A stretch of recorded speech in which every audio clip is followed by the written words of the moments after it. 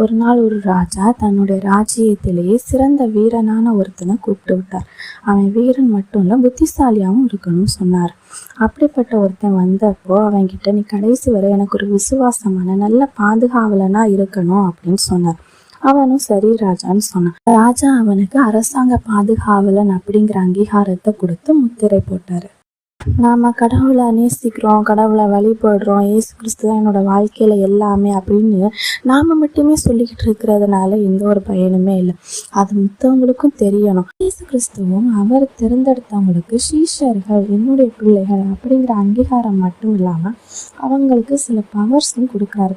லூக்கா 10ஆம் அதிகாரத்தில் பார்த்தோம் அப்படின்னா, ஏற்கனவே அவர் செலக்ட் பண்ண 12 சீஷர்கள் மட்டும் இல்லாமல் இன்னும் 70 பேரை செலக்ட் பண்ணி அவங்கள மற்ற ஊர்களுக்கு போய் பிரசங்கம் பண்ண சொல்றாரு. அந்த 70 பேரும் திரும்பி வந்து இயேசு கிறிஸ்து கிட்ட, உங்களோட நாமத்தினால பிசாசுகளும் எங்களுக்கு கீழ்ப்படியுது அப்படின்னு சொல்லி ரொம்ப சந்தோஷமா இருக்கிறாங்க.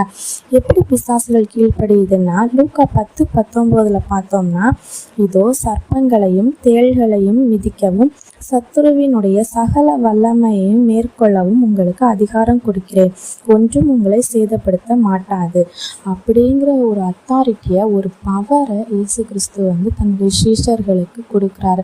நீங்கள் என்னுடைய பிள்ளைகள், நான் என்னால் தேர்ந்தெடுக்கப்பட்டவங்க அப்படின்னு சொல்லி ஒரு பவரை அவங்க கையில் கொடுக்குறாங்க. ஒன்றும் உங்களை சேதப்படுத்த மாட்டாங்க. உலகமாக இருக்கட்டும், சாத்தானாக இருக்கட்டும், கெட்ட எண்ணங்களாக இருக்கட்டும், இல்லை ஏதோ ஒன்று, எதுவுமே உங்களை சேதப்படுத்தான்னு சொல்ல. அதே வார்த்தையை இன்னைக்கு இயேசு கிறிஸ்து உங்களை பார்த்து சொல்கிறார்.